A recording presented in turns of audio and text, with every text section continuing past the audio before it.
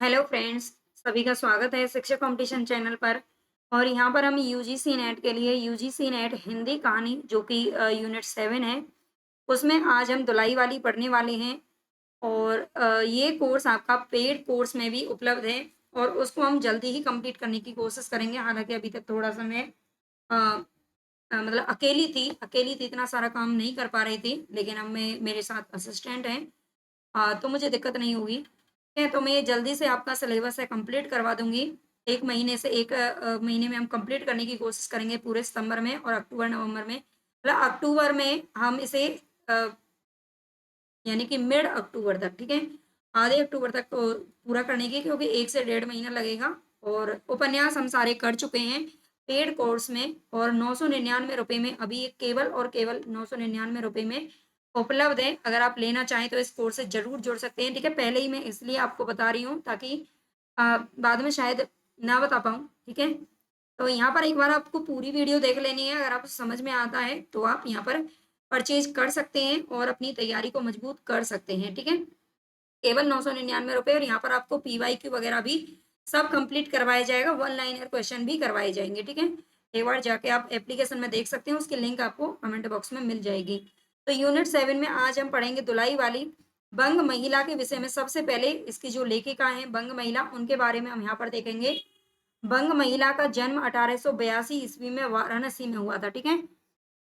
बंग महिला बंग महिला यानी कि इनका जो मूल नाम था वो था राजेंद्र बाला घोष।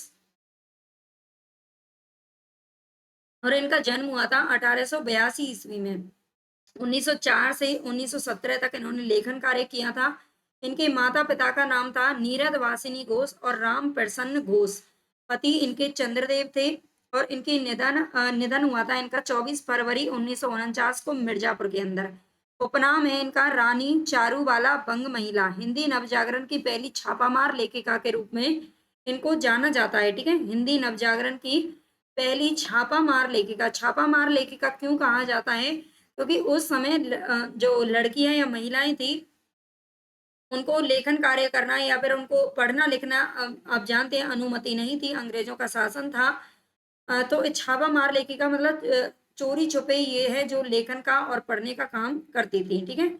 तो कृति परिचय हमारा कौन-सा है? कृति परिचय इनके देख लेते हैं। चंद्रदेव से मेरी बातें 1904 में आई थी, है ना? इस कहानी को हम पढ़ चुके हैं। और कुंभ में छोटी बहू दुलाई वाली 1907 ईस्वी में प्रकाशित हुई थी। भाई-बहन 1908 ईस्वी, दलिया 1909 ईस्वी और हृदय परीक्षा 1915 ईस्वी। ये वो अलग से कहानियाँ हैं जिनके बारे में आपसे पूछा जा सकता है।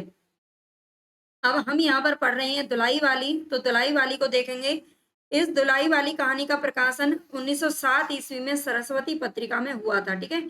चंद्रदेव से मेरी बात है जो कहानी हम पढ़ चुके हैं इनकी, उसका प्रकाशन 1904 ईस्वी में सरस्वती में ही हुआ था, ठीक है? ये भी ध्यान रखना है। दुलाई वाली एक चहल-बोध की कहानी है।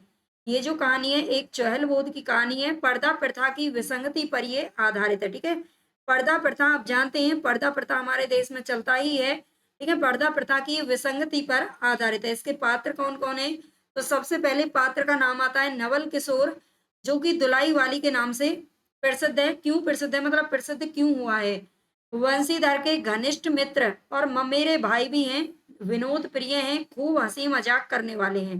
ठीक है? जो नवल किशोर हैं, इनको दुलाई वाली का नाम दिया गया है। दुलाई वाली आगे हम देखेंगे इसके बारे में क्यों दिया गया है।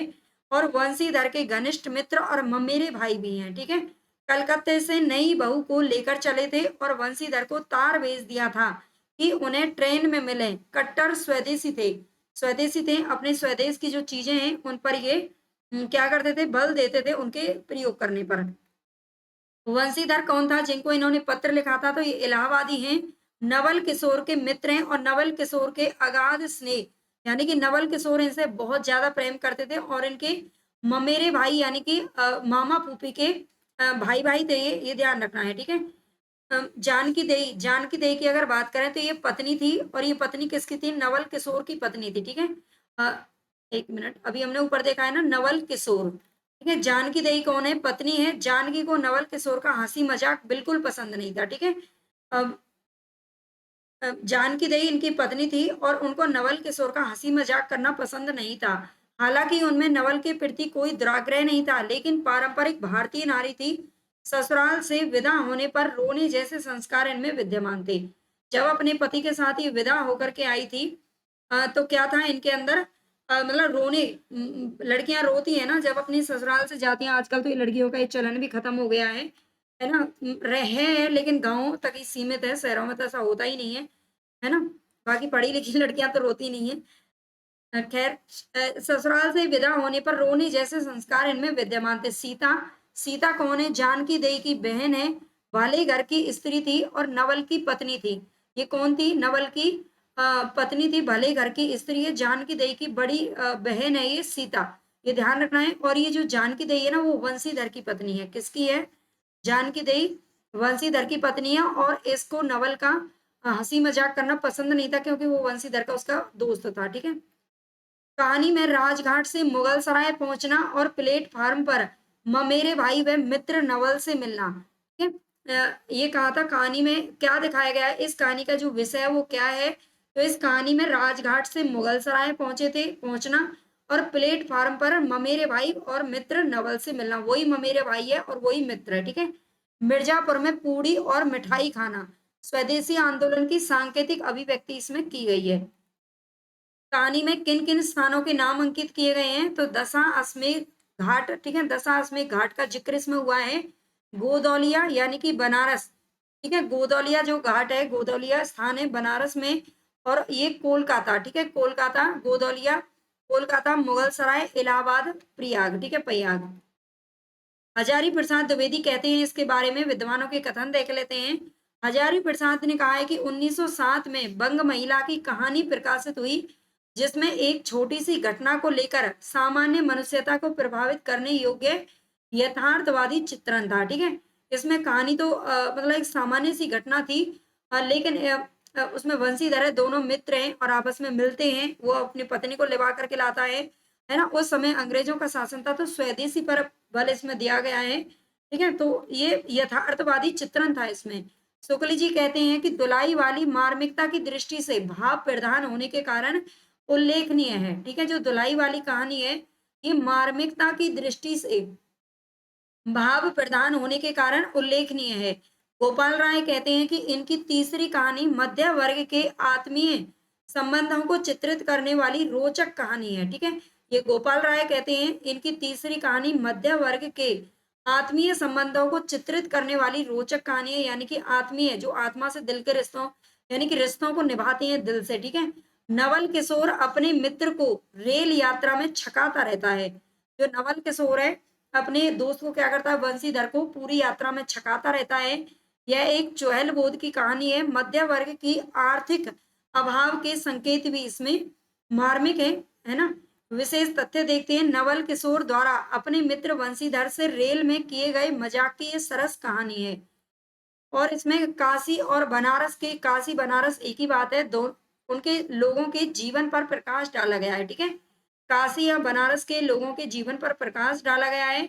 विभिन्न परिस्थितियों में इंसान की दिनचर्या का चित्रण किया गया है। विभिन्न परिस्थितियों में इंसान की दिनचर्या का चित्रण किया गया है। काशी से इलाहाबाद की यात्रा का विवरण है। दोनों में गहरी मित्रता है, वंशीधर और नवल किशोर में गहरी मित्रताएं। उनके निकट ही एक जगह पर एक भले घर की स्त्री विराजमान है। ठीक है। उनके निकट ही जब वो रेल में बैठे हुए होते हैं, तो उनके पास में ही एक भले घर की स्त्री है जो कि विराजमान है। स्त्री के पति का लापता होना और स्त्री का रुदन करना। ठीक है। स्त्री का जो पति है वो लापता हो जाता है और स्त्री क्या करती है? रोती पीटती है। गाड़ी में हाय तौबा मच जाती है। स्त्री पुरुषों की तरह तरह की बातचीत होने लगती है। पिछली सीट पर एक स्त्री का छींट की दुलाई ओढ़कर बैठना। ठीक है। पिछली सीट पर एक स्त्री का छींट की दुलाई ओढ़ करके बैठना। छींट की दुलाई, दुलाई का मतलब है जो चुन्नी होती है ऊपर, जो दुशाला है, जो कंबल हम ओढ़ते हैं, ठीक है, उसकी बात हो रही है। ओढ़ने वाली, ठीक है। दुलाई का मतलब ओढ़ने वाला जो वस्त्र होता है। तो दुलाई ओढ़ करके बैठना। पिछली सीट पर एक स्त्री आती है और छींट की दुलाई ओढ़कर बैठ जाती है। ठीक है। देखते हैं आगे। और बीच बीच में घूंघट से एक आंख निकालकर बंशीधर को ताकती रहती है। बीच बीच में क्या करती है? घूंघट से। ये कौन था? ये नवल किशोर था। ठीक है। ये कौन था? नवल किशोर था। और एक आंख से बंशीधर को देखता रहता है। वंशीधर को स्त्री का आचरण उचित नहीं लगता। वंशीधर को उस स्त्री का आचरण उचित नहीं लगता, क्योंकि वो देखता है ना कि वो अपना जो घूंघट उड़ा हुआ है और उसमें से बंशीधर को बार-बार ताक रही है एक आँख से, तो उसे तो ये लगता है ना कि वो स्त्री है ना? उसे ऐसा लगता है कि ये स्त्री है और उसे उसका आचरण बिल्कुल अच्छा नहीं लगता। वंशीधर का अकेली स्त्री को आश्वस्त करना, जो अकेली स्त्री है यानी कि जिसका पति लापता हो गया है, उसको आश्वस्त देता है। वंशीधर का जानकी देई और भद्र महिला को एक साथ बुढ़िया की निगरानी में छोड़ना और स्टेशन मास्टर के पास जाना। ठीक है? जो वंशीधर है, वो जानकी देई यानी कि पत्नी और भद्र महिला को एक साथ बुढ़िया की निगरानी में छोड़ देता है। ठीक है? और स्टेशन मास्टर के पास शिकायत करने के लिए जाता है। लौटने पर तीनों स्त्रियों का गायब हो जाना और धुलाई वाली को आते देखना। जब वो वापस लौट के आता है कि तीनों ही स्त्रियां नहीं मिलती, जो भद्र महिला थी, जो जानकी देई थी, है ना, और जो बुढ़िया थी जिनकी देख रेख में वो उनको छोड़ के गया था, है ना, वो भी गायब मिलती हैं तीनों की तीनों। और सामने से जो धुलाई वाली स्त्री थी जो बार बार उसे ताक रही थी, वो आती हुई मिलती है। ठीक है? धुलाई वाली पर स्त्रियों को गायब करने का संदेह कौन करता है? वंशीधर करता है। दुलाई से मुंह खोलकर मित्र नवल किशोर का खिलखिलाना। फिर वो दुलाई हटा देता है और खिलखिलाता है। कौन है वो? नवल किशोर है। ठीक है? तो ये कहानी इसमें दिखाई गई है।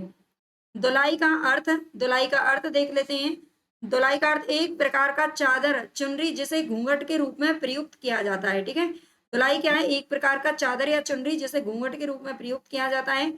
और आगे, अरे तुम क्या जानो, इन लोगों की हंसी ऐसी ही होती है, हंसी में किसी के प्राण भी निकल जाएं तो भी इन्हें दया ना आवे। ठीक है? ये कथन है जो कि इसमें एक पंक्ति है जो पूछी जा सकती है। बाकी इसमें दुलाई का अर्थ भी एक बार पूछा गया था क्वेश्चन में। ठीक है? तो ये छोटी सी हमारी कहानी है और इसको हम खत्म करेंगे। आगे की कहानी हम आगे पढ़ेंगे। ठीक है? अगर आपको ये बैच चाहिए तो केवल और केवल 999 आप लिंक पर पे करके इससे जोड़ सकते हैं और ज्यादा से ज्यादा क्लासेस हैं जो आपको इसमें अब फटाफट से करवाई जानी है। ठीक है? जल्दी से जल्दी हम इस सिलेबस को खत्म करेंगे। उपन्यास हम कर चुके हैं, कहानियां मैं 2-3 दिन में ही कंप्लीट करवा दूंगी। ठीक है? सब कुछ पीडीएफ कंप्लीट है और ये पीडीएफ भी अगर आप लेना चाहें तो ले सकते हैं। 179 रुपए में ई बुक के रूप में उपलब्ध है ऐप पर। ठीक है? वहां से जाकर के आप इसको भी ले सकते हैं। केवल अगर यूनिट 6 से 10 तक ही उपलब्ध है। ठीक है? इसको आप चाहें तो ले सकते हैं। बाकी आप कॉन्टैक्ट नंबर नीचे दिया गया है, आप उस पर मुझसे कॉन्टैक्ट कर सकते हैं।